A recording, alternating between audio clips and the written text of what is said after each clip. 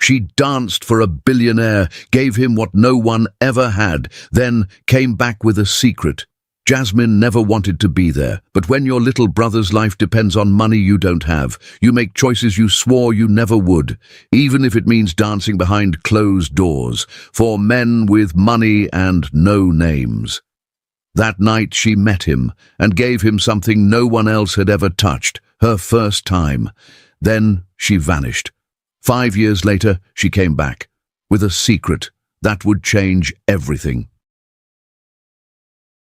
Welcome to Stories That See You, where every story finds its voice.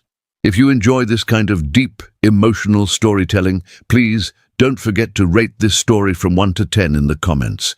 Your feedback helps me grow and tells me which stories speak to you the most. Thank you. She stood in the dimly lit room that reeked of cheap perfume, tears filling her eyes as she stared at the black garter trembling in her hands. She'd only seen this stuff in movies and had no clue how to even put the damn thing on. When the door suddenly slammed open and some big bearded guy barged in, her instincts kicked in and she quickly shoved the thing behind her back. Every nerve in her body was screaming danger. Do people just walk into dressing rooms like this? She thought, her fear spiking even higher. The guy took his sweet time checking her out from head to toe, a full 5 seconds of pure sleaze. Then this creepy-ass smile spread across his face. You must be the new girl, Lucy's girl, right? She nodded nervously. The guy nodded back, looking pleased. Perfect. You'll work out just fine. Nice body. What's your name, sweetheart?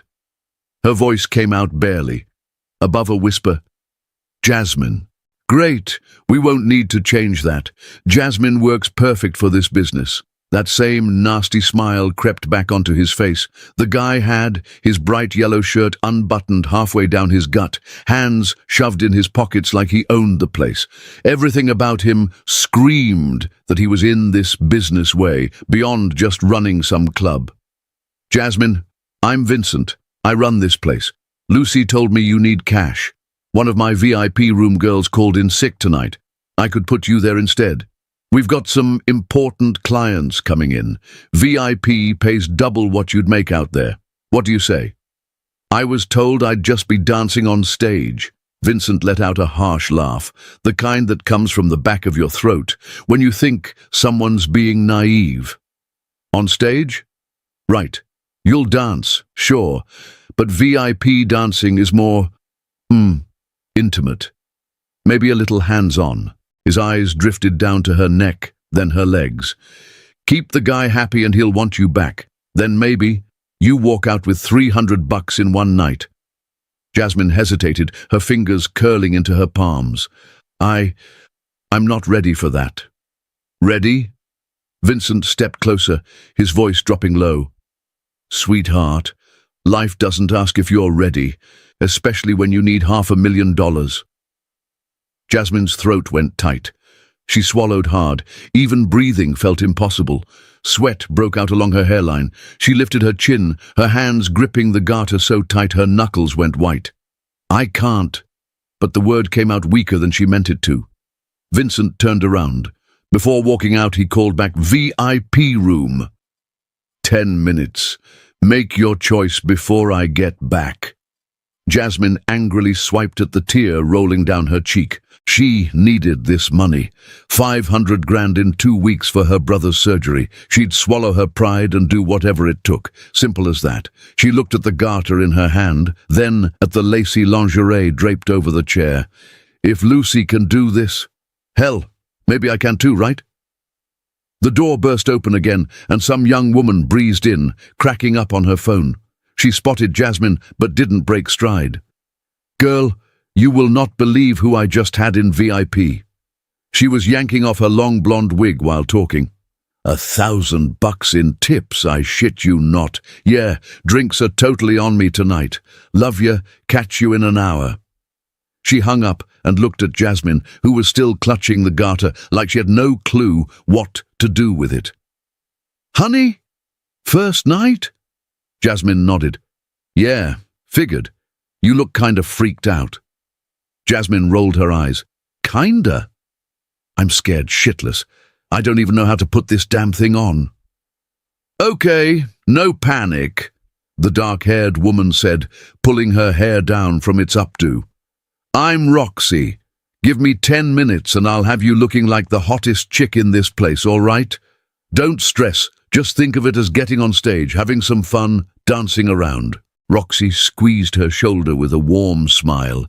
Come on, slip into that lacy little number behind the curtain. I'll handle the rest.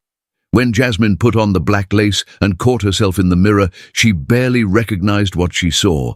She'd never worn anything like this before. If someone had told her a month ago she'd be doing this, she would have laughed in their face. But life had a way of backing you into corners you never saw coming. Roxy yanked the curtain aside without warning. Holy shit, babe, look at you. Those legs, that hair, you're gonna kill it. Come here, let me help you with that garter. Jasmine stared at herself in the mirror as Roxy appeared next to her with bright red lipstick. Damn, you're gorgeous, Jasmine. You could just throw this on and be set. While Roxy dabbed the lipstick on her lips, Jasmine's nerves kicked in again. Roxy, the VIP room. What exactly goes down in there? Roxy grinned. Vincent's throwing you straight into VIP?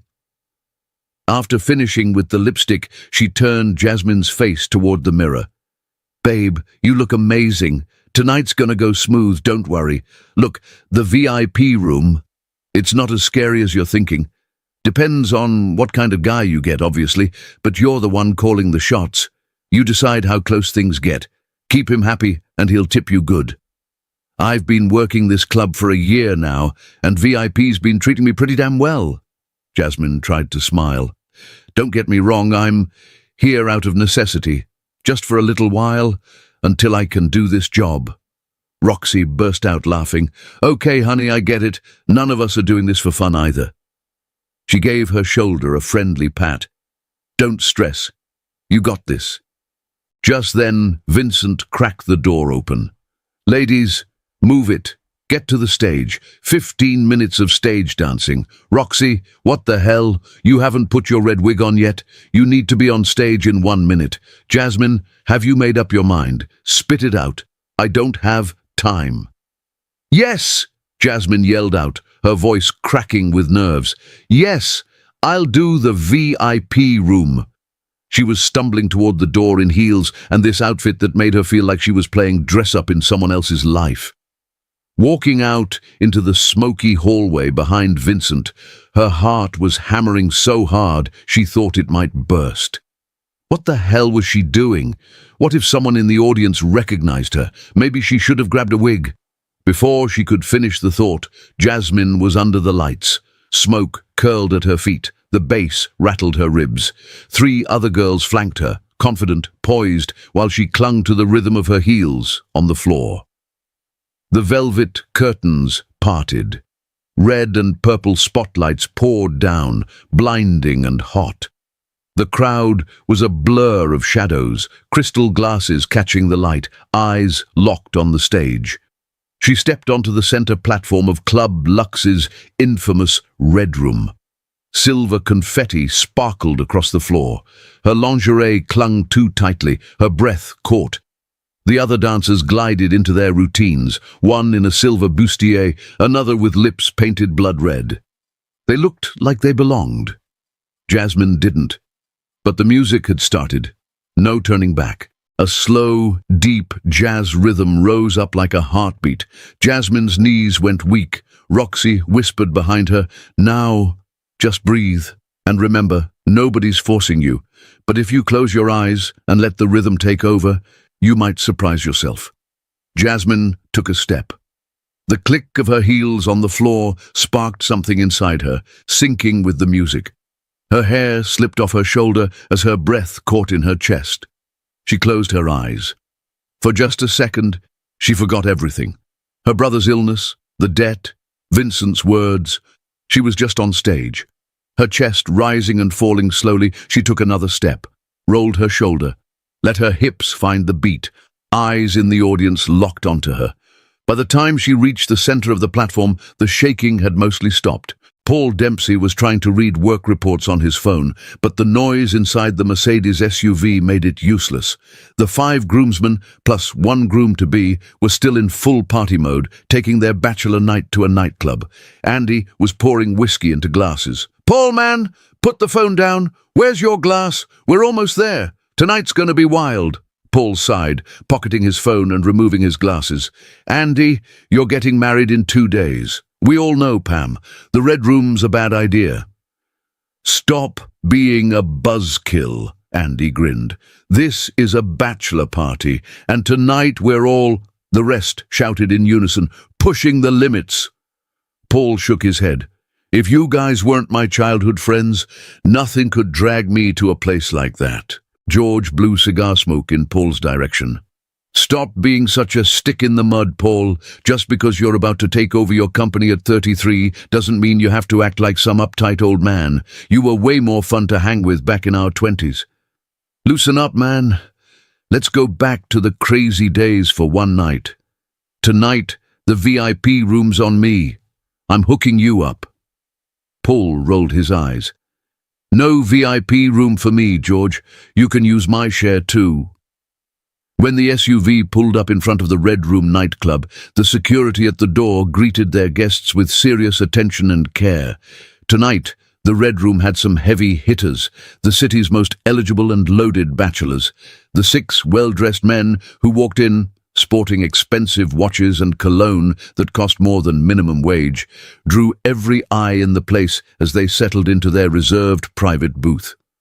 As champagne and whiskey kept flowing to their table throughout the night, the group's party energy was hitting full throttle. George raised his glass and shouted, "VIP rooms are ready, boys. Already paid for. My treat for tonight, of course." Everyone went wild cheering for George. "You're the man. Let's have some fun."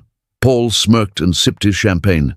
"Don't look so smug, Paul," Andy said after downing his shot, grabbing one of the gold-embossed tokens from the table. "You're going first."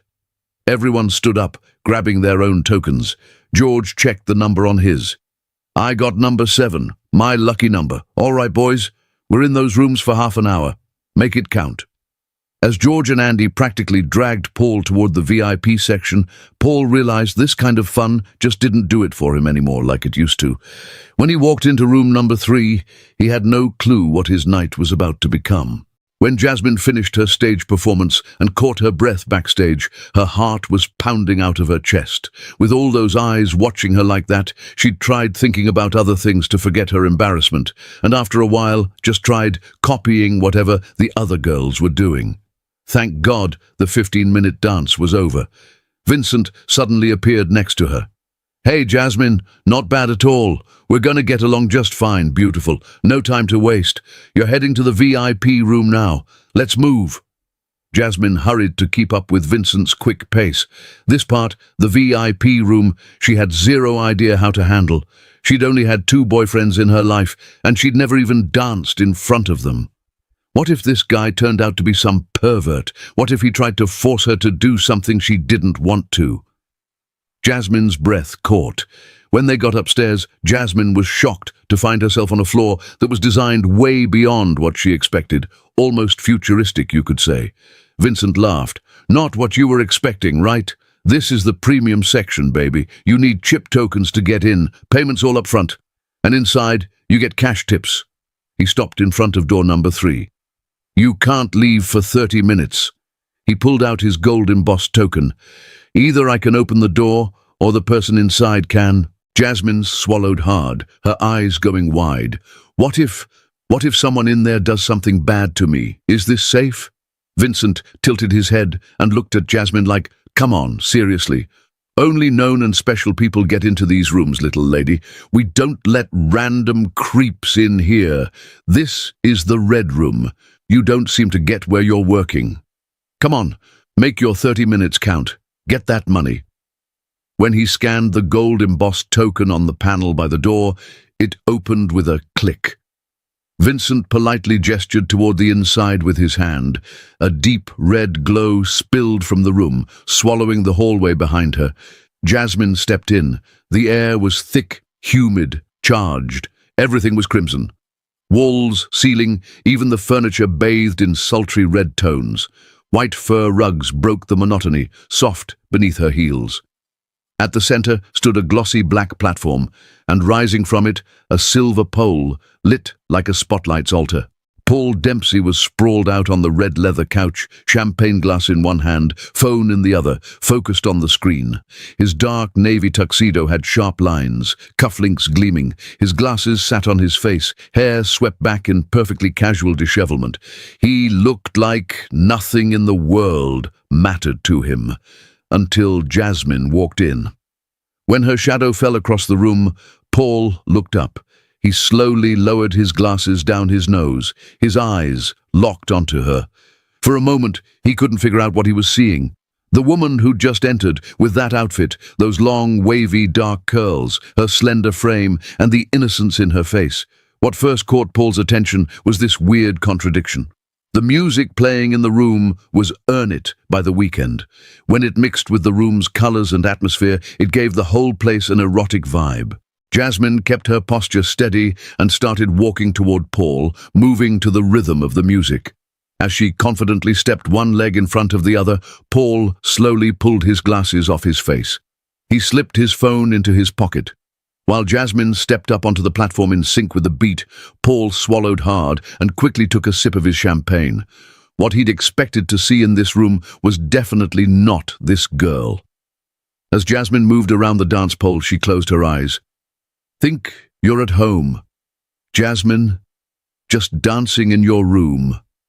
As she swayed her hips to the music's sharp, pounding rhythm, she felt her cheeks burning hot. Being in the VIP room wasn't a good idea. She had zero clue what she was supposed to do here for 30 minutes. Paul's body leaned forward. He'd noticed that the girl was trying not to look at him and kept her eyes shut. Jasmine wasn't sure what move she was supposed to make. Moving with the rhythm, she whipped her hair to the side, turned her back to the pole and to Paul. Then slowly lowered her hips toward the floor and lifted them back up. A smile formed at the corner of Paul's lips. The girl was obviously a beginner, but combined with that innocent beauty, he could swear this was the sweetest and most erotic dance he'd ever seen. When the girl turned toward him, Paul tried to catch her eyes and made a "come here" gesture with his finger. Jasmine saw it and turned away in horror, pretending not to notice. She kept moving around the pole, trying to figure out what to do. What could he have meant by "come here"? A lap dance? Oh no, absolutely not. "Hey!" Paul called out. How long could she keep avoiding this situation? As she slowly turned her head toward Paul nervously, she realized there was nowhere to escape for the next 30 minutes. Paul had raised his eyebrows and was looking at Jasmine with an interesting smile on his face. He gestured with his hand again and mouthed the words, "Come here." Jasmine took a breath and tried to step down from the platform in rhythm with the music, but her heel caught the edge. She tumbled forward, landing hard, right into Paul's lap. Paul's hands flew to catch her, one at her waist, the other steadying her arm. For a second, Jasmine was sprawled between his legs, faces inches apart, eyes wide. He helped her up gently. "You okay? Not hurt, are you?" Jasmine nodded, breathless and mortified, brushing her hair from her face. Paul couldn't hold back the grin. "That was, hands down, the most elegant collapse I've ever witnessed. Borderline ballet, with bonus contact." Jasmine gave him a look, then laughed, short, nervous, but real. She bit her lip, still flustered. The music blared around them too loud now. Paul held up one finger, stepped over to a panel by the couch and turned it down. As the room fell suddenly quiet, Jasmine felt the silence press in. Her body still pulsed with adrenaline, or something else entirely. Now, in the silence, Paul turned toward her, scratching his forehead with a smirk tugging at his lips. "Hi there," he said, relaxed. Jasmine hesitated.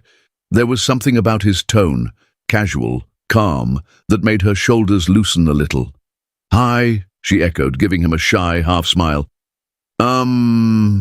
I can keep dancing if you'd like. You paid for 30 minutes and we're barely 10 in." Paul chuckled, waving his hand. "Let me guess, first night on the job?" Jasmine dropped her head with a groan. "Wow, That obvious, huh? He grinned, only in the most charming way.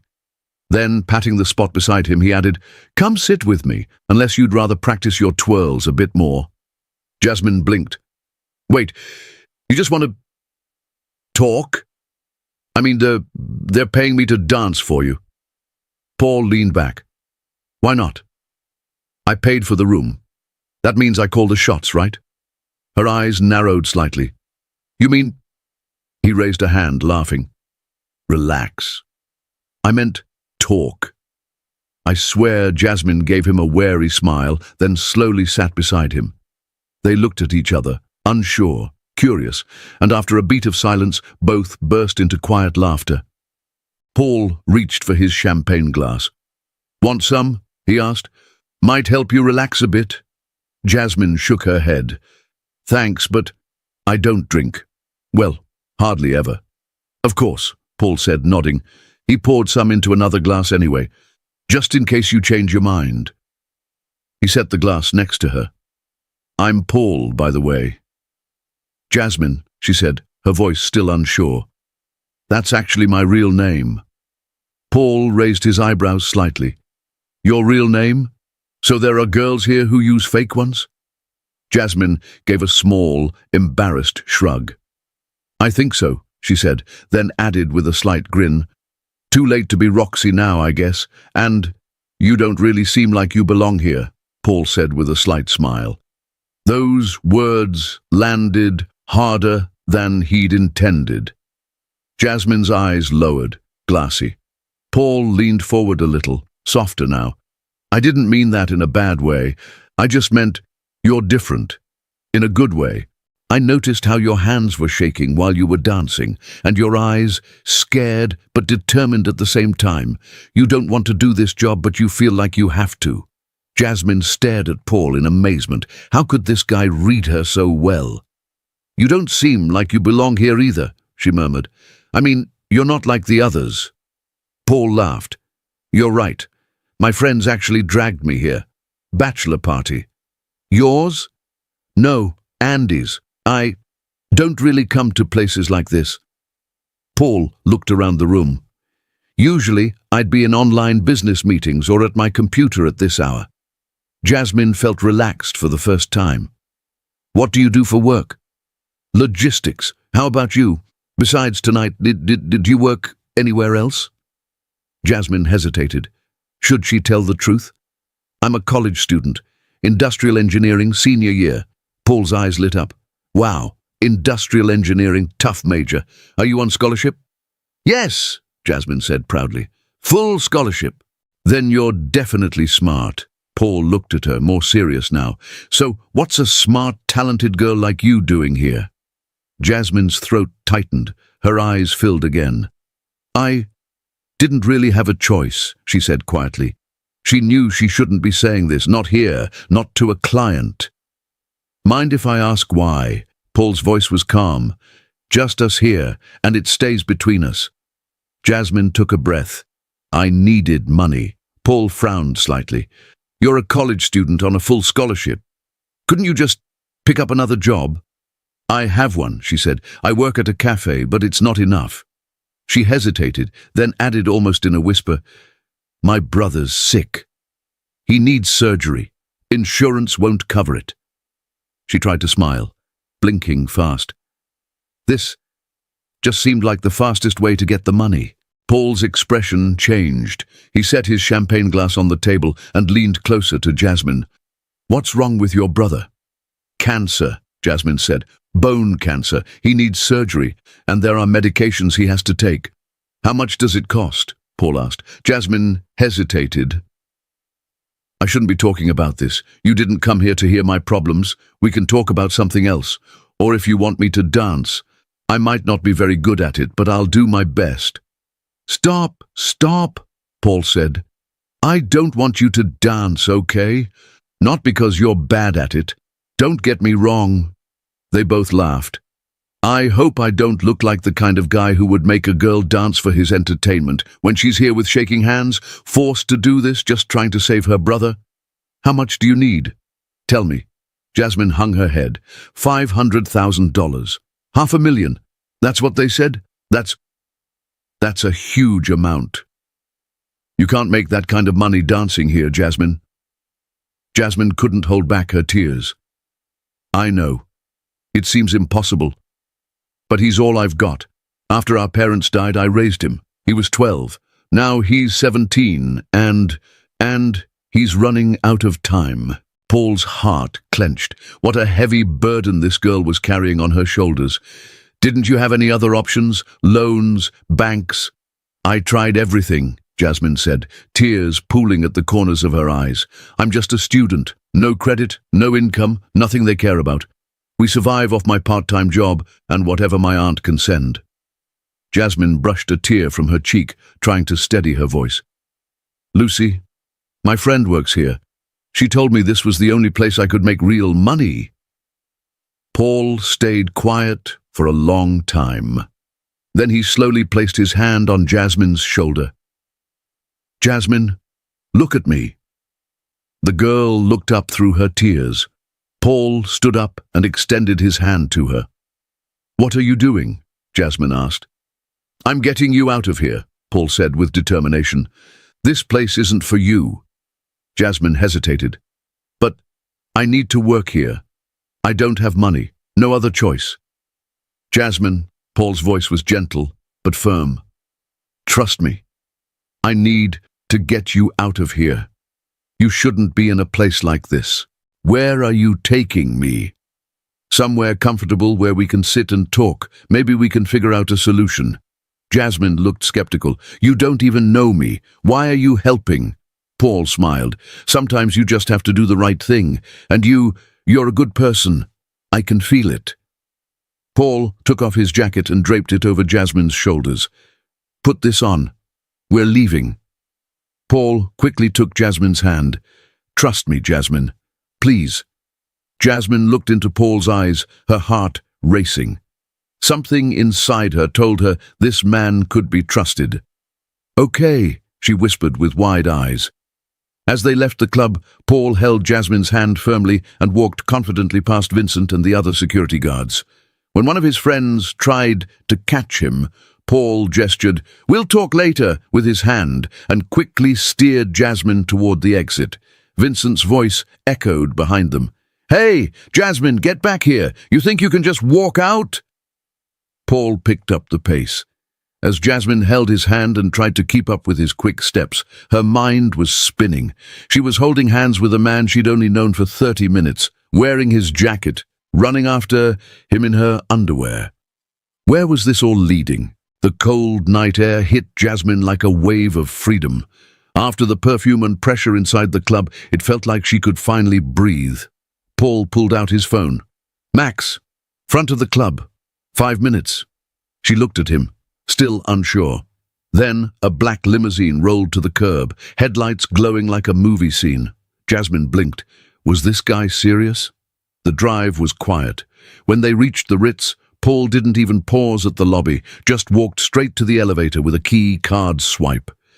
Inside the suite, Jasmine felt swallowed by space, cool-toned furniture, floor-to-ceiling windows, and a couch that looked like it could seat 10.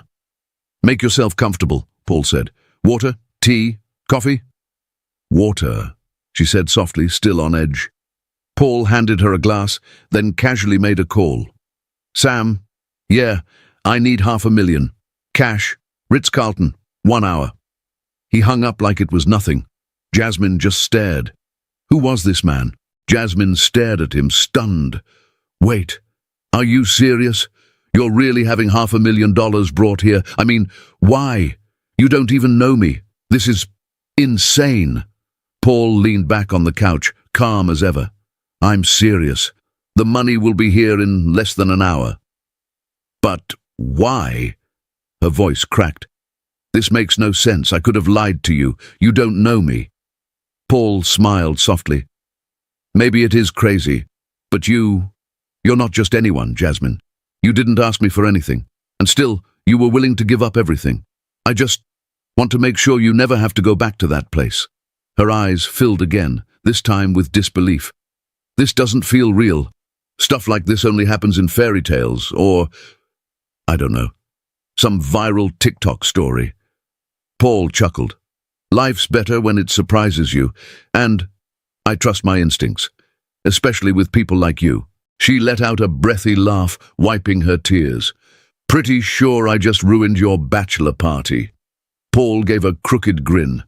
Honestly, you might have saved it. He looked at her a moment.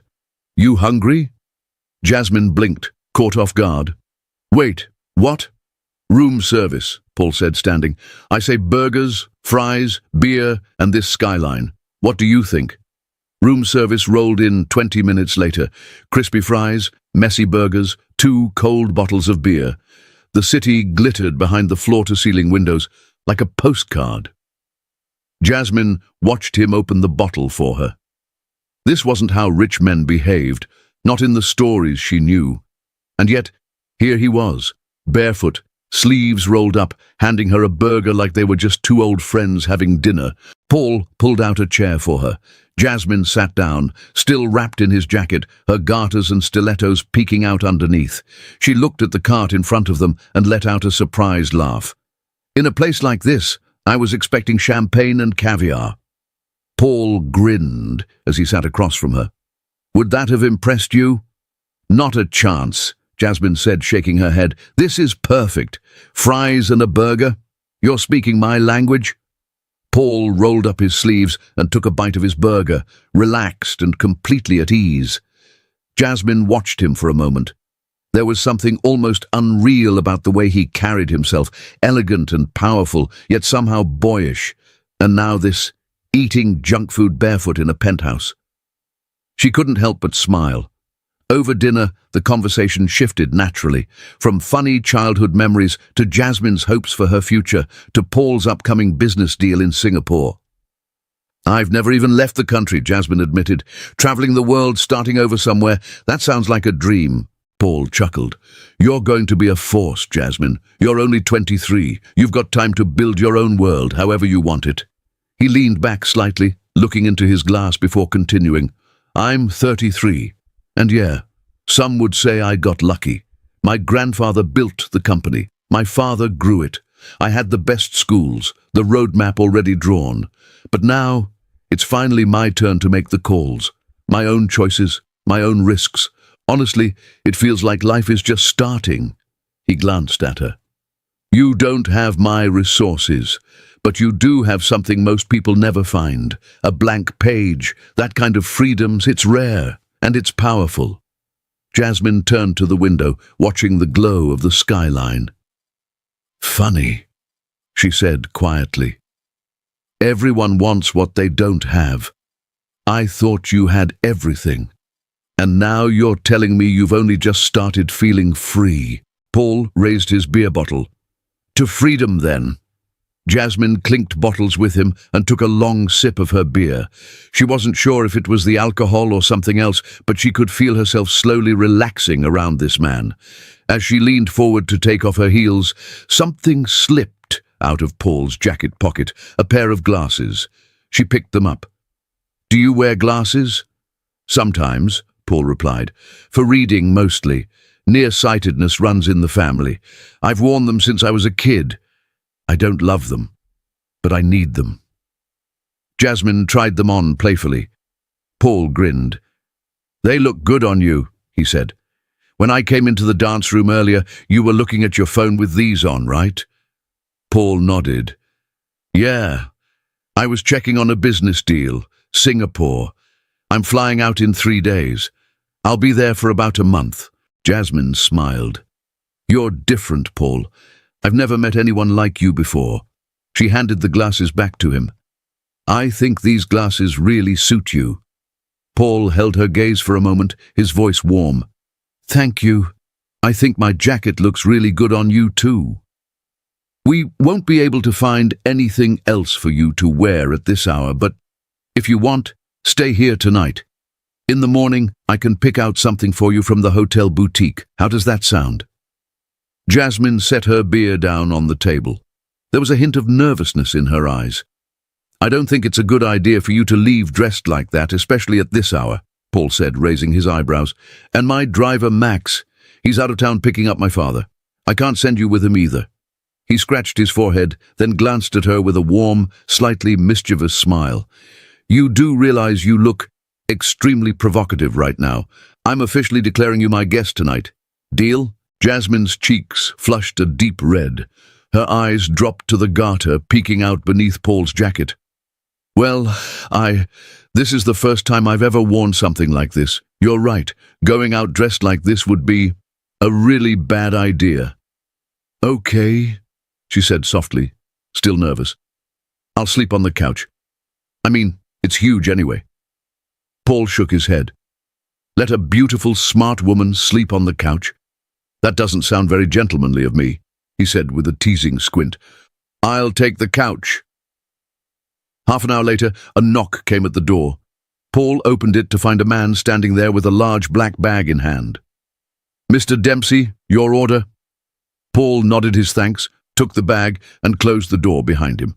Then he turned to Jasmine.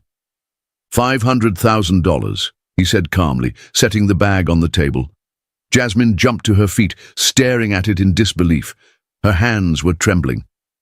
Is this real?" she whispered. Paul opened the bag. Inside, stacks of neatly bundled $100 bills. "It's real, Jasmine. For your brother's surgery." Jasmine collapsed to her knees beside the bag, her fingertips brushing the money with shaking hands. Silent tears streamed down her cheeks.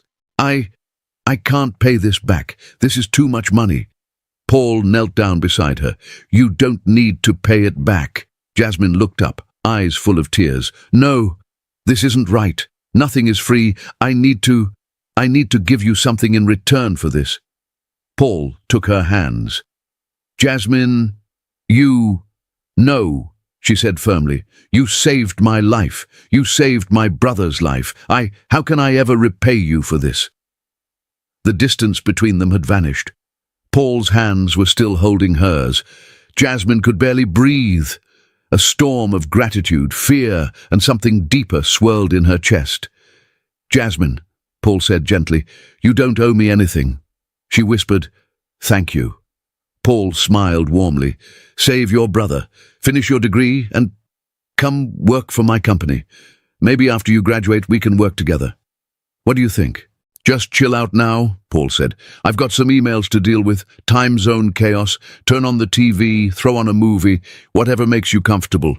Tomorrow morning, we'll get you some real clothes. Then you go take care of your brother. Sound good?"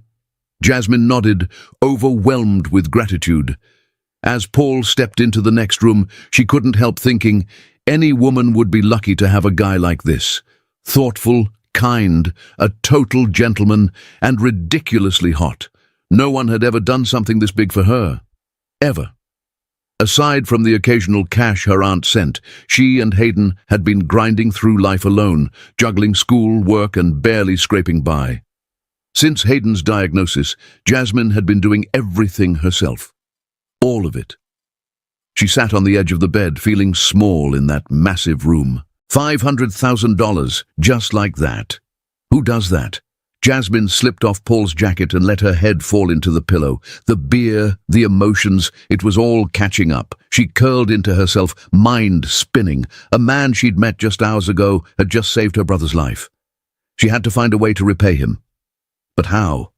How the hell could she? Right before sleep claimed her, she pictured Paul's smile behind those glasses. Soft, kind, unexpected.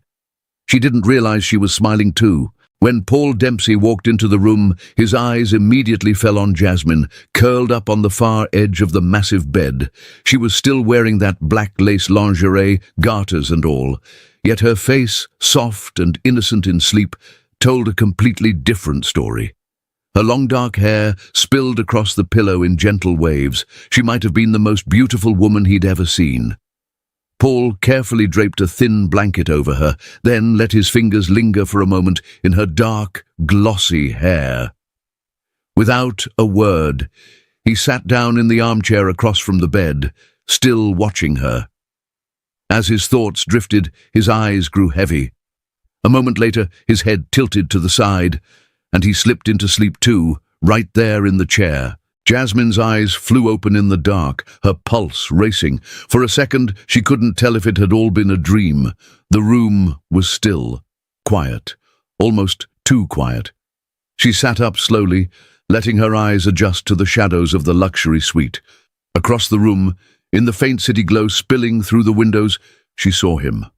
Paul, asleep on the couch, head tilted, chest rising and falling gently. Something about that sight tugged at her. She slid out of bed, silent on her feet, and padded across the carpet. Crouching beside him, she took in his face. The strong line of his jaw, the slight scruff, the way one loose strand of hair had fallen across his forehead. His t-shirt hugged his chest just enough to remind her of how solid he'd felt when he'd caught her earlier that night. That same clean, masculine scent she'd noticed before, his cologne, now softened and warmed by his skin, drifted to her again. It made her dizzy. Without even realizing, she reached out and brushed that strand of hair back. Her fingers barely touched his skin. God, was this the most insanely gorgeous man she'd ever seen? And then his eyes opened, clear, sharp, and staring straight at her. She froze, startled by the sudden contact, their faces only inches apart. She whispered with a soft voice, I just woke up, saw you sleeping like this, and—" She bit her lip, flustered. "I didn't want you to wake up all stiff and sore.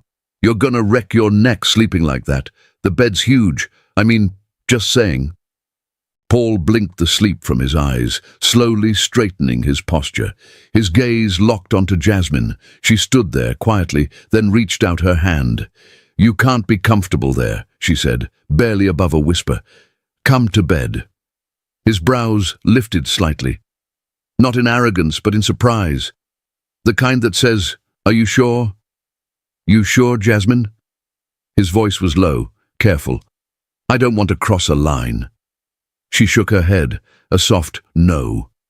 "You sleeping like that would bother me more." Her hand stayed there, hovering, waiting. Paul hesitated for just a second, then reached out. His fingers grazed hers, warm, delicate, real. Jasmine didn't let go. With Paul behind her, she walked slowly back to the bed.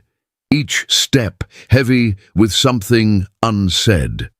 When she stopped at the edge, she turned to him, and now, for the first time, they were face to face, close, closer than before. Neither spoke. Paul's eyes lingered on her, not just her beauty, but her hesitation, that nervous flicker in her gaze, but also an invitation, not loud, not desperate, just there. He didn't push, but he understood. Jasmine lowered herself onto the bed, a small, shy smile curved at the corner of her lips. She shifted just enough to one side, leaving space beside her. Not asking, not explaining, just waiting. Paul lay down on his back in the spot Jasmine had made for him, still in his t-shirt and pants. Jasmine had pulled her knees up to her stomach, studying Paul's profile. A hint of a smile formed at the corner of Paul's lips. He slowly turned toward Jasmine too. Now they were both just lying in bed, looking at each other. Paul slowly, carefully reached out his hand and gently brushed the long hair that had fallen across Jasmine's lips away from her face with his fingers. The way Jasmine was looking at him had gotten to him. "Thank you," Jasmine said in a deep, husky voice. "Tonight might be the happiest night of my life." Paul nodded like he got it.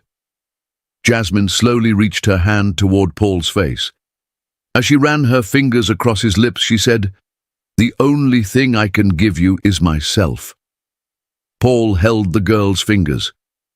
"I'm not expecting anything back from you, Jasmine. I don't want you feeling like you have to do anything. That's not why I asked you to stay." Jasmine looked into his eyes. Her voice was low and trembling with something raw. "But I want to." Jasmine slowly moved her face closer to Paul's, close enough to feel his breath, to taste the warmth between them.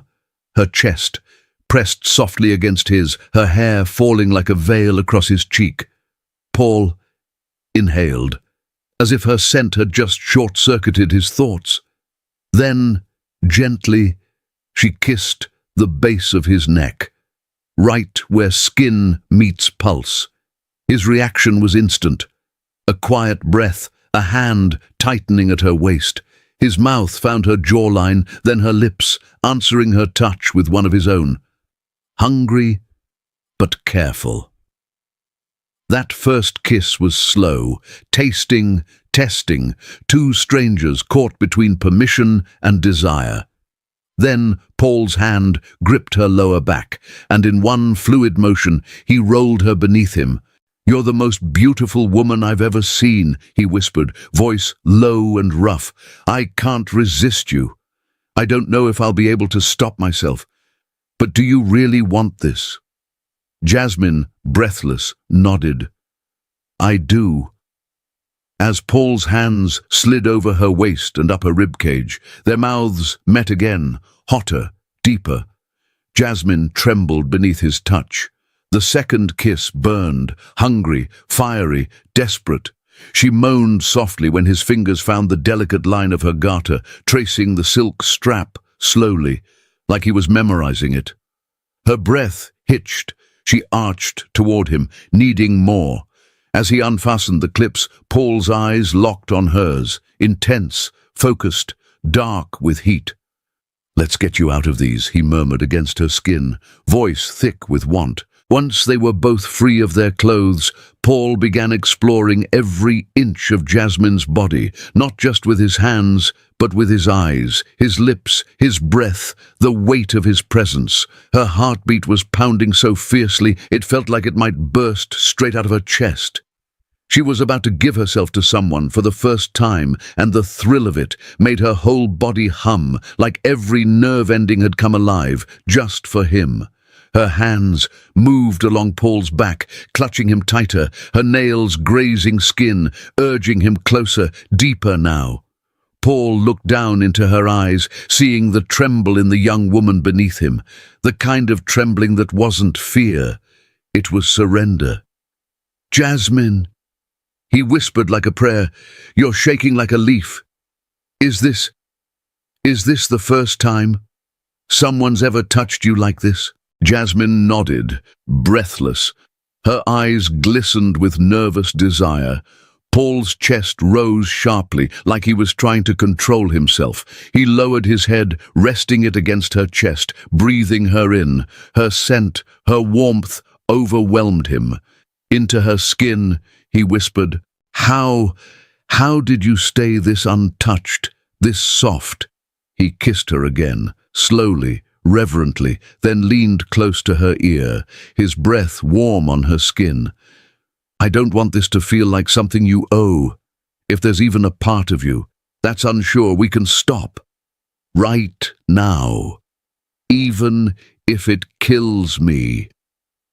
Jasmine turned her face to his, her lips brushing the shell of his ear as she breathed. "I don't want you to stop." Their lips crashed in a kiss full of heat and hunger. Paul didn't break eye contact as he closed the last sliver of space between their bodies, skin against skin, breath against breath. Jasmine let out a low moan as he entered her, her fingers digging into his back, her hips lifting to meet him. She moved under him with raw, aching need, every part of her pulling him closer, deeper. Paul leaned into her ear, his voice broken and thick. "Oh God, Jasmine, I'm never letting you go. Do you hear me? I'm never letting you go." She answered with a gasp, a whisper, a clutch of his shoulders, their bodies locked, lost in each other. That night, they didn't stop. Over and over their bodies tangled, desperate, burning, breathless, until they finally collapsed, spent and trembling in the dark. As dawn began to break, Paul laid there with her, gently running his fingers through her hair, watching her sleep in his arms. He couldn't let go of her now, not her skin, not her scent, not the way she had given herself to him for the first time, not those innocent burning eyes. How was he supposed to leave for Singapore now? Somehow, in just a few hours, Everything had changed. He knew what he had to do. As he pressed his face into the warmth of her neck, breathing her in, Paul finally drifted into sleep, already making plans for a future with Jasmine in it. When the morning sun hit Paul's face, he blinked and stretched out his arm, only to feel cold sheets beside him. Jasmine wasn't there. He sat up instantly, checked the bathroom, then the rest of the suite. Nothing. She was gone, and so was the bag of money. All he found was something small, glinting on the floor by the table, a thin gold bracelet. He picked it up slowly. Jasmine, the delicate script read, etched into the chain. Paul threw on his clothes and bolted down to the front desk. "Did you see a young woman leave? Long dark brown hair, might have been wearing a jacket, carrying a bag." One of the receptionists nodded. "Yes, sir, about an hour ago. She got into a cab parked right outside. She had on an oversized jacket and, sheer stockings with heels." Paul ran outside to the taxi stand. "A woman just left from here. Where did you take her?" After a few fast exchanges and radio calls, one of the drivers looked up. "Dropped her about 4 kilometers away on Main Street, sir." When Paul got back to his room, he didn't waste a second. The moment he walked out of the hotel, he was heading straight to the Red Room. Vincent could only shrug. "I don't know her last name. She doesn't work here anymore. Jasmine was a friend of Lucy's. Started yesterday. Last I saw her was when she left with you." Paul felt himself unraveling. Jasmine. All he had was a first name. He was furious with himself. No last name, no phone number, nothing. He spent the whole day calling every university in the city, asking if they had a senior industrial engineering student named Jasmine. No luck. He tried hospitals, inquiring about a 17-year-old bone cancer patient whose sister was named Jasmine. Nothing. Everywhere he turned. Dead ends. No one had any record. No one had heard the name. Jasmine. Like a dream, she had stepped into his life one night and disappeared the next. Paul walked through the main entrance of the Texlo building, one of the companies under the Dempsey Group umbrella, with quick, energetic steps, thinking about what he'd say at the morning meeting waiting for him. While he'd been sitting in the CEO chair of Dempsey Group for 5 years, he'd brought their Singapore ventures and most recently Veritas operations, one of the country's strongest firms, under the company umbrella. The merger of Veritas and Texlo would take Dempsey Group much higher. Already, Texlo's stock had shot up pretty high with this merger. This meeting between Veritas's CEO and 10 key Veritas employees with Texlo employees was like the company's wedding ceremony. Veritas CEO Albert Williams met Paul standing at his office door. "Paul, good morning. Great to see you here." Paul shook Albert's hand firmly. "Did the Veritas employees arrive?" "They did, and they're excited," Albert said with a smile. "A little nervous too. You know how company mergers go. Everyone's worried about losing their job." Paul nodded. "Yeah, we'll see. Who stays at Veritas, who doesn't? Today's going to matter, both for us and for them." "They still don't know Texlo's backed by Dempsey Group," Albert said with a knowing smile. "Having you in that room will definitely shake things up." "I'll keep it short," Paul said, glancing at his phone. "I'm tight on time. I'll make a quick speech, lay out our vision, welcome them officially to Dempsey Group, and then I'm gone. You decide who stays, Albert. That part's on you. But they need to hear from me that they're part of something bigger now." He scrolled through his messages. "I've got a meeting at Dempsey HQ this afternoon, so let's make this quick." As Paul, Albert, and the other 4 executives walked toward the conference room, the 10-person Veritas team waiting inside was murmuring among themselves. Pamela sat fidgeting with the pen in front of her, her voice tight with nerves. "These mergers are always stressful. I went through one at my last job. New hires are usually the first to go. Honestly, I'm a little on edge. How about you, Vera?" Vera was focused on the file in front of her, scanning each line with purpose. She lowered her glasses to the tip of her nose and glanced at Pamela. "Maybe a little, but I'm mostly preparing to make the case for why they need us. I'm trying not to dwell on the rest." Veritas COE Brian looked relaxed as he sipped his coffee. "Ladies, take a breath. The value you both bring is obvious. Vera, your work over the past 4 years has taken our systems and operations to the next level. That's what they need to hear. Let's go in there as a united front. Texlo needs to understand exactly who they're dealing with." When the conference room doors opened, the room fell instantly silent. Every head turned toward the line of suits walking in. Albert led the way, followed by Paul and the Dempsey Group executives, their steps steady and deliberate. Vera glanced up, her eyes landing first on Albert, then on the man right behind him, and just like that, time stopped. Paul, sharp suit, sharper jawline, jet-black tailored perfection. As he glanced down at his phone and then lifted his gaze, his eyes locked with hers. And for a fraction of a second his expression changed. Barely. But Vera saw it. Those eyes, that face, how could she forget? And clearly, he hadn't. That night, the way he'd looked at her, touched her, her first time, and the man who ever gave her more than she even knew she needed. Paul's eyes froze on her for a beat too long, but then, in the blink of an eye, it was gone.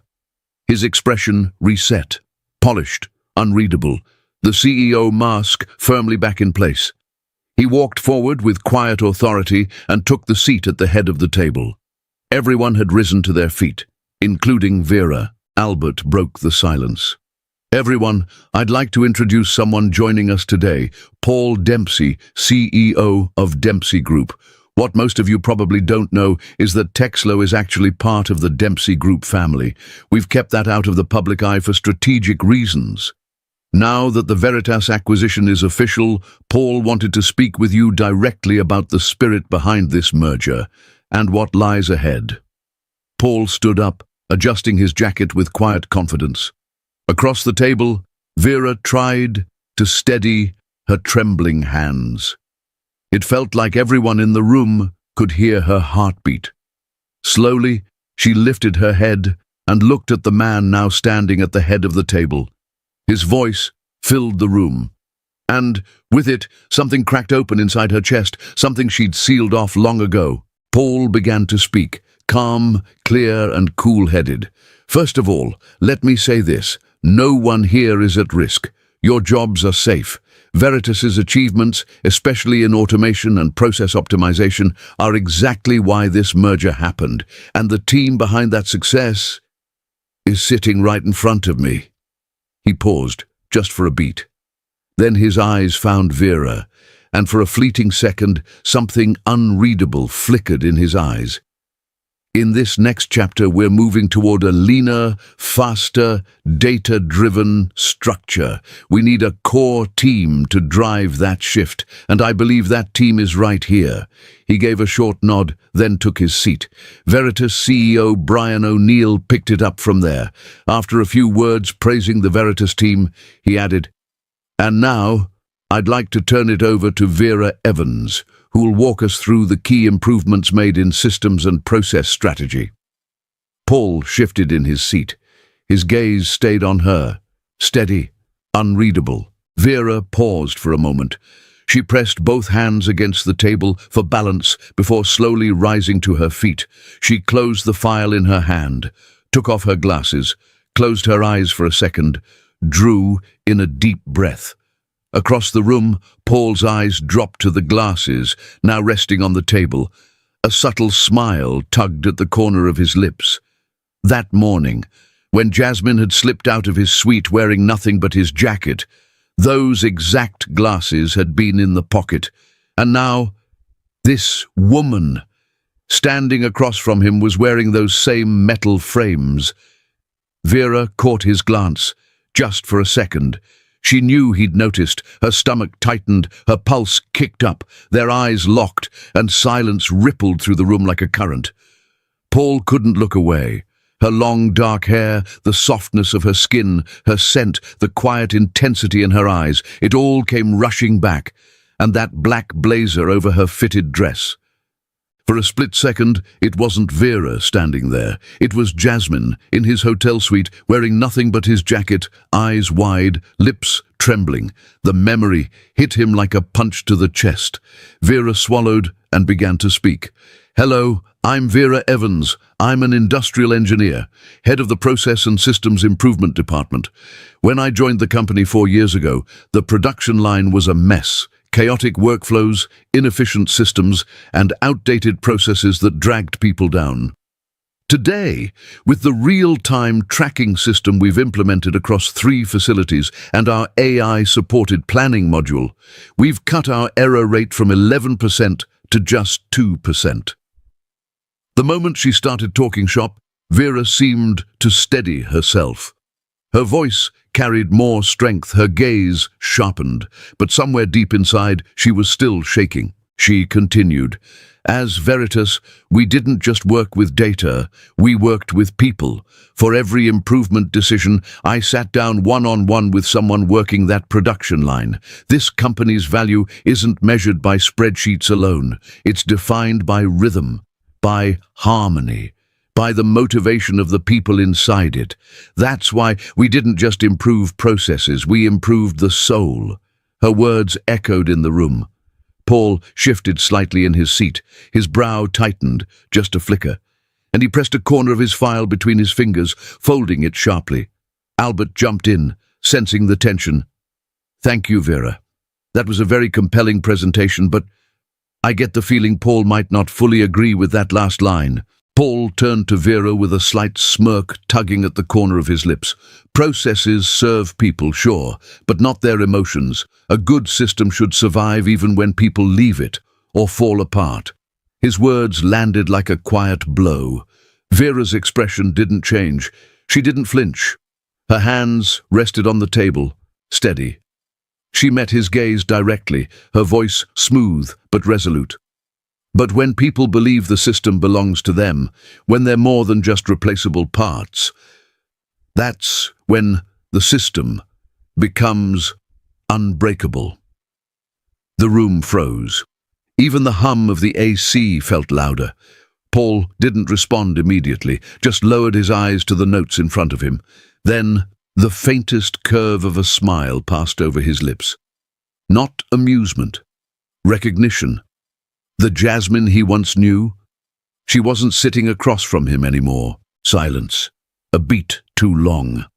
Paul leaned back slightly, tilted his head like he was examining her. "Spoken like someone who's been on the floor," he said coolly. "Respectable. But let's hope that heart doesn't get in the way when hard decisions come knocking." He turned to the others with practiced ease. "Let's move on." Vera's eyes welled up for a second, but she held her posture. As she sat back down, Pamela gently touched her shoulder. "Hey, it's okay, Vera. Just breathe," she whispered. Vera nodded, but all she could think was, "I can't." That man had just stood in front of her, and he looked nothing like the one who had changed her life 5 years ago. When the meeting ended, Albert approached Paul. "You're going to make your flight, right? I thought the timing was tight." Paul's eyes were still on the door Vera had just walked out of. "Change of plans. I'm staying." Albert raised an eyebrow. "Seriously? What about the New York meeting?" "It can wait," Paul said, his tone leaving no room for argument. "I want Vera Evans in your office. 10 minutes. Albert hesitated. "Okay, sure. But may I ask what this is about?" Paul gathered his papers, slipping them into his briefcase. "Personal." He glanced at Albert. "I'll need the office for at least half an hour." As Vera left the conference room, her hands were visibly trembling. She walked briskly down the hallway, trying to steady her breathing. Pamela hurried after her. "Vera, honey, are you okay? You look like you've seen a ghost. You're always the cool one in meetings like this. But back there, you were shaking like crazy. What happened?" I just need to use the restroom. I'll meet you downstairs," Vera said quickly, barely meeting Pamela's eyes.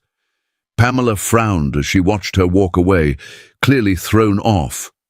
Vera hit the elevator button, her heartbeat pounding in her ears. That's when she heard footsteps behind her. Vera, it was Albert's voice. She turned slowly. "Yes, sir. Paul Dempsey wants to see you. In my office. Right now." Vera's stomach twisted. "May I ask why?" Albert shrugged. He didn't say, just personal. He studied her for a second. "Do you two know each other?" "No," she answered too fast, too flatly. Albert gave her a curious look but let it go. "Don't worry, he probably just wants to talk about your systems work. Come on, better not keep the big boss waiting." Paul was seated in the chair by the window, framed by heavy wooden furniture, staring out with a clenched jaw and distant eyes. The room was too quiet, almost staged. A knock broke the stillness. He didn't turn. "Come in." The door clicked shut behind her. Vera stepped in and paused, frozen, just inside the room. She said nothing. Paul slowly turned his head, and when their eyes met, he stood. For a second, neither of them breathed. "Please, sit down." "I'd rather stand." His voice sharpened. "Sit!" The command made her flinch slightly. She obeyed, perching at the edge of the chair across from Albert's desk, trying to look composed, but her spine was rigid. Paul walked toward her, each step deliberate. He stopped just at the corner of the desk, his hands resting on the edge, knuckles white. 5 years. Vera blinked. "What?" His voice dropped, low and loaded. "I've been looking for you for 5 damn years." Vera's breath hitched. "I think you've mistaken me for someone else." Paul stepped closer, his stare burned through her. "Don't insult my intelligence." His voice wasn't raised, but it was dangerously calm. His eyes were narrowed, his eyebrows furrowed. Vera had never seen him like this. She nervously rubbed her hands together. "Are we really going to play this game?"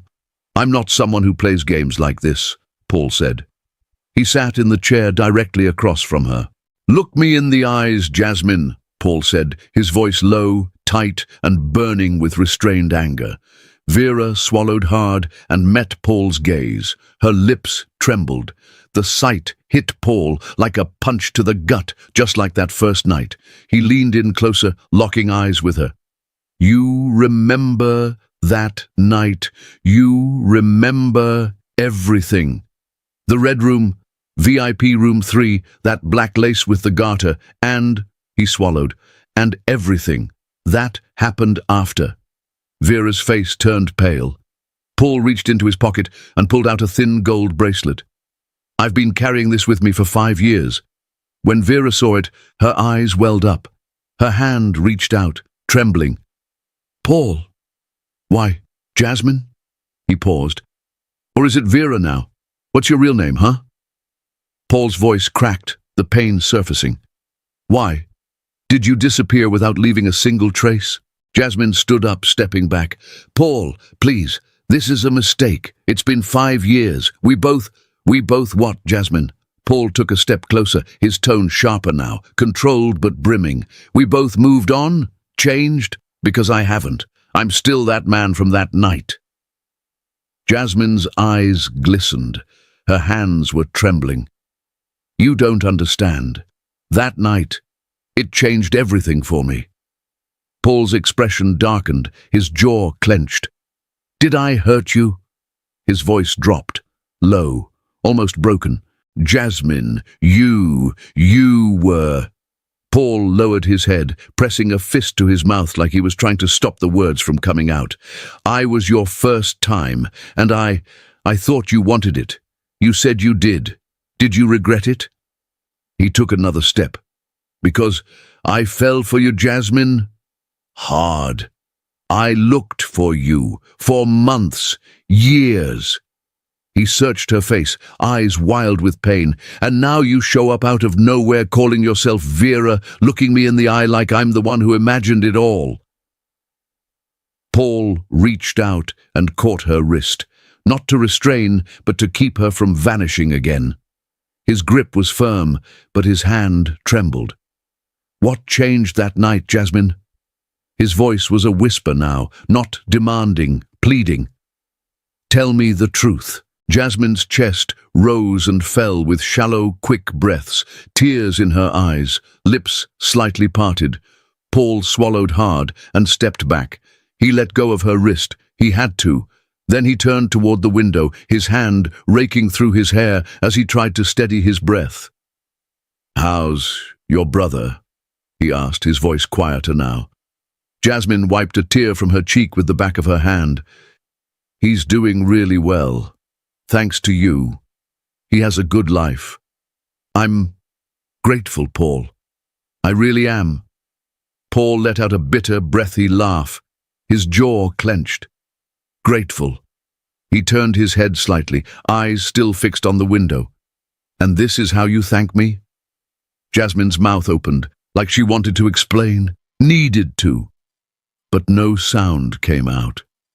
She couldn't let it out. Not yet. She took a deep breath, steadied herself. "Mr. Dempsey, my team is waiting for me downstairs. I'd like your permission to leave the room." Paul didn't look at her, just nodded. "Go ahead. Vera Evans, because clearly you're not the girl I met 5 years ago." Jasmine turned away, her body shaking with sobs as the tears finally spilled over. She reached for the door, opened it, then paused. Without turning around, her voice broke through the silence, fragile but firm. "My name is Jasmine Vera Evans," she said, her back still to him. "Only the people closest to me call me Jasmine. To everyone else, I'm Vera." And with that, she stepped out, leaving Paul standing alone, caught between the past and the woman he just realized he never really stopped loving. Paul stood frozen, staring at the door Jasmine had just rushed through. There was something she wasn't telling him. He felt it. That night, he hadn't imagined it. He'd seen it in her eyes, felt it in the way her body moved with his. She had wanted him. He had felt her feelings all the way down in his chest, like a drumbeat he never forgot. He ran a hand down his face, trying to make sense of it all. Just then, Albert walked in, glancing around awkwardly at the heavy air left behind. "Everything all right, Paul?" Paul turned to him, his voice low, steady, but burning with urgency. "Albert, email me everything we have on Jasmine Vera Evans, every file, every detail. I want to know everything about her." He didn't wait for a response. He was already moving, out the door, down the hall, out of the building. As he made his way toward the hotel, one thing rang loud and clear in his mind.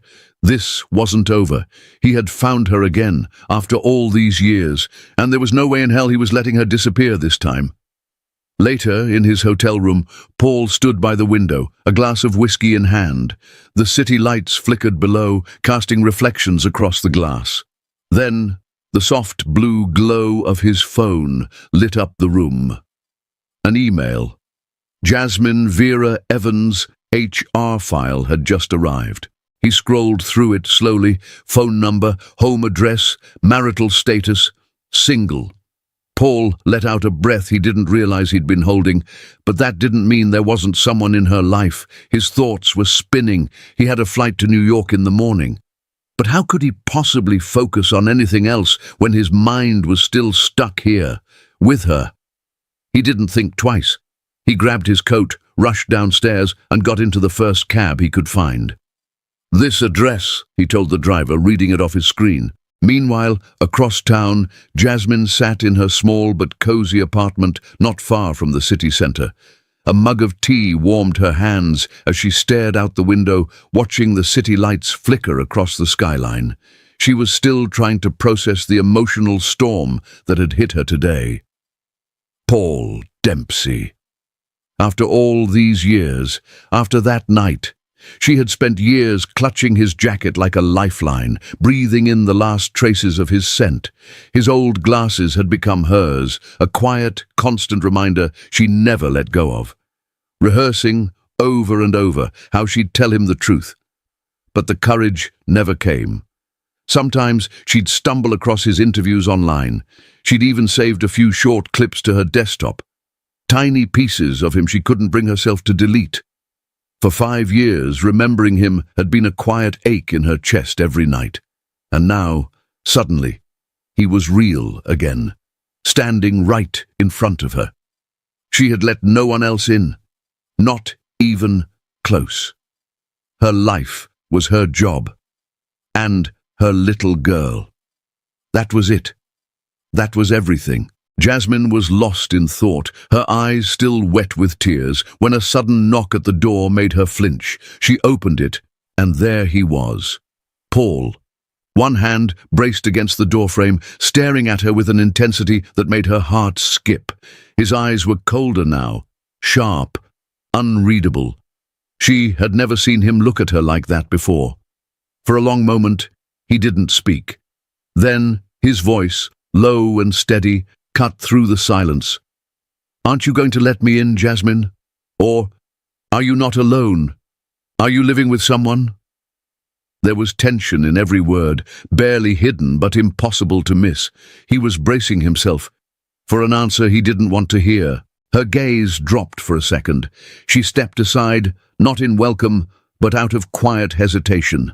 Her lips parted as if to speak, but nothing came at first. Then, barely a whisper, "Come in." Paul didn't move. He watched her closely, the stiffness in her shoulders, the way her fingers gripped the doorknob a moment too long, how she wasn't meeting his eyes. His jaw tightened. Then, flatly, he asked, "Is there someone in your life?" Jasmine blinked. A beat passed. Then she gave a small shake of her head. Once, then again. "No. There's no one in my life." Her voice was quiet, but sure. And then her eyes met his, wide, vulnerable, still holding something back, but open in a way that pulled him in. For a moment, Paul just looked at her. Something in his gaze softened, like he was seeing the girl he once knew, if only for a second. He just stepped inside, slowly, eyes still on her. "It smells amazing in here." Jasmine, still glassy-eyed, gave a small nod. "I just baked a carrot walnut cake." Paul let out a soft breath, almost a laugh. "That's such a you thing to do." He smiled, and something in his expression shifted, gentler, quieter, familiar. He tilted his head slightly, then stepped closer. His eyes drifted over her, white t-shirt, soft sweatpants, hair loosely tied up, like a version of her he hadn't let himself imagine in years. Jasmine blinked and tears welled again. Paul reached up, brushed a thumb against her cheek. His hand lingered, then moved lower, hovering near her chin, her lips. "You look just like you did back then," he said quietly. "But in that boardroom, you were different, sharp, closed off, like I couldn't reach you." His voice dropped further, barely above a whisper. "But now I recognize you." He leaned in slowly, his breath grazing her neck. "I still remember your scent." Jasmine's hand rose, almost instinctively. Fingertips brushed against his wrist, just holding. Her voice was soft. "Paul, wait. I'm not leaving until I know why." Jasmine said nothing. Paul's voice was steady, but his eyes, they burned. "We were only together one night, but before the sun came up, I started imagining a different life, one where you were in it." He paused. Something flickered in his expression. Grief, maybe, or regret. "You made me feel things I didn't even know I could feel, and when I lost you, when I couldn't find you..." His jaw clenched. "It wrecked me. I shut down. Other women didn't matter. Nothing felt real after you." He looked up, straight into her eyes, unguarded, aching. "Do you understand what I'm saying to you?" Paul took a slow step forward. Jasmine backed away without realizing, until her back met the wall. He followed. Not forceful, just close.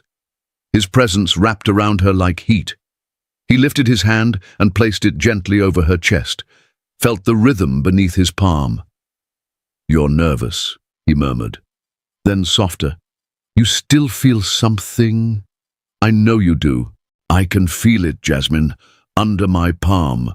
His hand stayed on her chest, steady but firm. Her heartbeat was fast. He felt it, he knew, and then he didn't wait. Paul leaned in and kissed her. It wasn't gentle, it was hungry, like he'd been starving for this moment. Jasmine froze for a second, her back against the wall.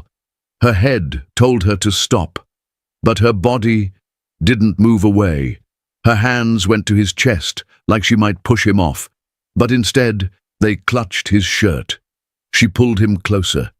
He spoke between kisses, his voice low and rough. That night, you were mine, and no matter what's happened since, you still are. Jasmine closed her eyes. She kissed him back, harder, like she was tired of fighting it. Paul pressed his body against hers, every inch of him close. He rested his forehead against hers for a second, breathing hard. Then came the words, quiet, straight from the center of him. I would have never let you go.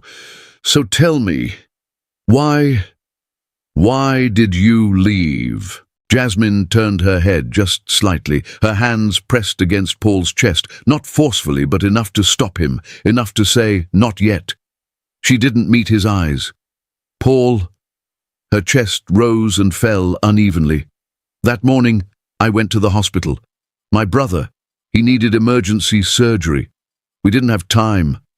Paul stayed still, listening. I got the money there in time. They took him in right away. She swallowed, her voice beginning to shake. But there were complications.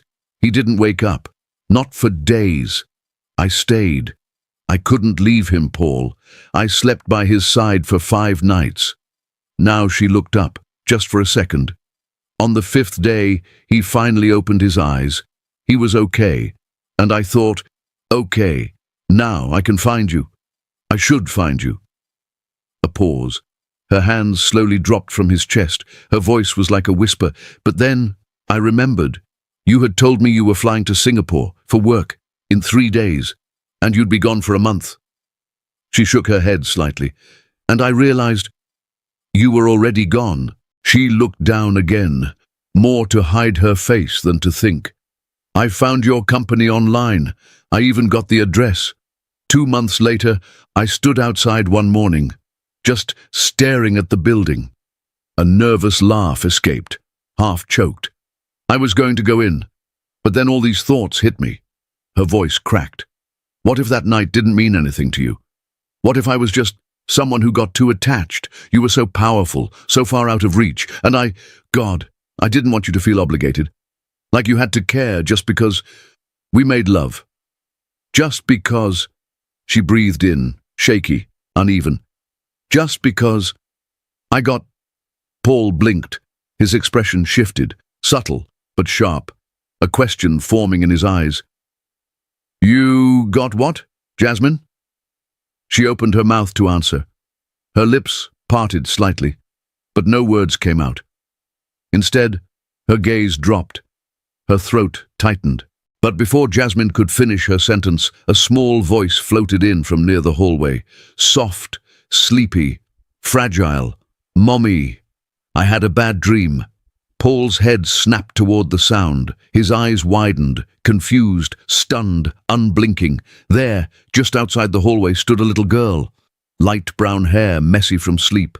Soft pink pajamas with little bunnies. A worn teddy bear clutched tight in her arms. She rubbed her eyes, squinting into the room.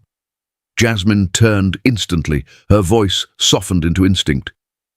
It's okay, sweetheart. Mommy's here. Nothing to be scared of.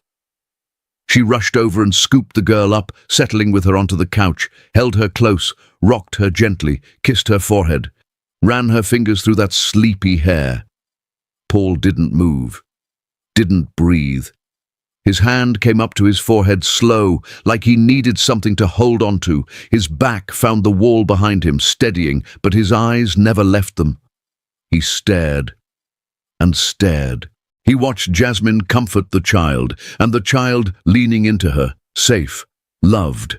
And then the girl looked up at him. Her eyes weren't like Jasmine's, they weren't dark. They were green, his green, and her hair, that soft, sunlit chestnut, his color. Paul's gaze shifted to the far corner of the room, a toy box, a half-finished puzzle on a little table, a storybook left open on the coffee table, and beside it, resting neatly on top, a tiny pair of glasses, pink-framed, just the right size for a child. Paul walked over slowly and sat beside Jasmine, careful, as if the moment might shatter if he moved too fast. He looked at the little girl curled against her mother and smiled softly. "Hi there." "Hi," she replied, her voice still thick with sleep. Paul nodded toward the pink glasses. "Are those yours?" She nodded. "Yeah. I can't see the pictures in my books without them." Jasmine turned her head to him, her eyes glistened, silent tears. She gave him a slow, barely there nod. "Yes."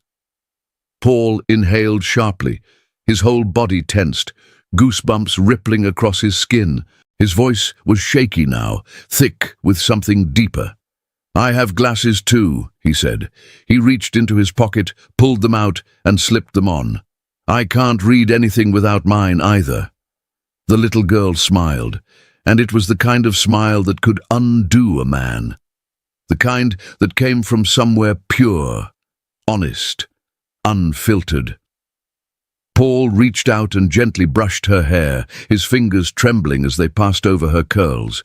Then he noticed it, a slim, delicate bracelet on her wrist, a name engraved on the tiny silver plate.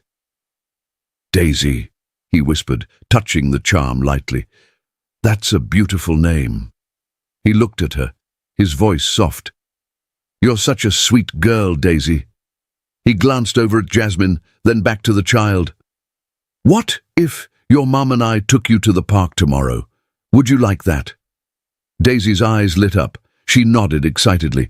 "Okay," Paul smiled. "And maybe, after that we get some ice cream. Deal?" Daisy giggled. "Mommy, I'm hungry," she said, turning to Jasmine. "I knew you would be, sweetheart," Jasmine replied with a soft smile. "That's why I made your favorite cake." She stood up and walked into the kitchen, pulling out a plate and a knife. As she moved, Daisy reached over and took Paul's hand in her tiny fingers. "Do you want some cake too?" Paul swallowed hard, his throat tight. There was no hiding the glassiness in his eyes now. This little girl, this sweet, bright, bunny-pajamaed little soul, was him. A tiny, beautiful copy. His daughter. He pulled her gently into his arms, lifting her onto his lap. She nestled in easily, as if she'd done it 100 times before. He kissed her cheek. She smelled just like jasmine. He opened his mouth to speak, but nothing came. The words were stuck somewhere behind his heart. A moment later, Daisy slid off his lap and skipped over to the coffee table where Jasmine had just set the plate down. She slipped on her pink glasses, picked up a fork, and started happily eating her cake while flipping through her picture book. Jasmine returned quietly, settling beside Paul on the couch. She didn't say a word. She didn't have to. Paul swallowed hard, his eyes still locked on Daisy. His voice came out low, barely a whisper. She's beautiful, Jasmine." Jasmine gave a bittersweet smile, her eyes glistening. "She looks a lot like you, doesn't she?" Paul turned to her slowly. His jaw tightened, not in anger, but in pain. His gaze, heavy, aching, searched hers. "How could you not tell me? How could you let me think I only lost you when I lost her too?" His voice cracked now, every word cutting deeper. "I wanted to be there, for you, for her. I wanted to be by your side while you were pregnant. I wanted to be in that room when she came into the world. I wanted to hold her the moment she took her first breath." He looked down, blinking back tears. "I wanted to live every moment with her, and I missed them all." He looked back at Jasmine. "Why?" Jasmine wiped a tear from her cheek, breathing in slowly. "That night, you told me about your dreams, your plans, your vision. You were going to move to Singapore. You had everything mapped out, focused, driven, unstoppable. She paused, her voice barely held together. And the last thing you needed was a baby from a one-night stand. That's what I told myself. So, I made a choice. She looked him in the eyes now, steady, devastated. It was the hardest decision I've ever made, and I hate myself because of it. I should have had a say too. Paul's voice trembled as he reached out, cupping Jasmine's face in both hands. If I had known, Jasmine, my choice would have been you and our daughter. His eyes searched hers, fierce, unwavering, full of promise. From this moment on, I'm not letting you go. Not even for a second. I'm not letting either of you out of my sight. Do you hear me? He paused, breath catching. We're going to make up for lost time. He leaned in, his lips meeting hers. Soft, aching, real. Suddenly, clap, clap, clap. Tiny hands smacked together in delight. "Mommy!" Daisy giggled. "That's a real kiss, isn't it?" Paul pulled back, laughing, eyes shining. Daisy wriggled out of her mother's arms and squinted up at him suspiciously. "Wait, only daddies kiss mommies like that. Are you my daddy?" Paul nodded slowly, emotion tightening in his chest. "Yes, sweetheart. I'm your daddy." He smiled through the tears building in his eyes. "And from now on, I'm taking you to school and to the park after. Would you like that?" Without a word, Daisy launched herself into his arms, wrapping her little arms tightly around his neck. Paul held her close. His daughter. His world. Over her shoulder, his eyes met Jasmine's. And in that quiet, breathless moment, he understood something he'd never quite known before. He hadn't just found his love, his daughter. He'd found home. 1 year later, in their spacious Manhattan apartment, Daisy was on the floor, building a castle out of Legos. Jasmine had just come home from work and collapsed onto the couch beside Paul. "How was your day?" Paul asked, gently massaging her shoulder. "Fantastic," Jasmine said, placing a kiss on his lips. "The new project got approved. What about you?" "Daisy tried to teach me math," Paul replied with a mock sigh. "She's 5 and already better at addition than I am." Daisy looked up, eyes wide. "Daddy, remember you said you're coming to school tomorrow?" "I won't forget, Princess." Just then, Jasmine returned from the bedroom holding a small ribbon-wrapped box. She sat next to Paul and placed it in his lap. Paul squinted, tilting his head with a smirk. "Mrs. Dempsey, it's not our anniversary, and it's not my birthday. But this definitely looks like a present." Jasmine smiled slyly. "It is, sweetheart." She placed the box into his hands. Paul unwrapped it curiously, then froze. Inside was a folded ultrasound photo. His breath hitched. "God, Jasmine, you are?" Tears welled in her eyes as she nodded. "Yes, Paul. I had the test today. I'm already 2 months along." Paul cupped her face in his hands, overwhelmed. "You're unbelievable. You're the best thing that ever happened to me." Suddenly, Daisy appeared beside them. She peeked into the box, eyes squinting at the picture.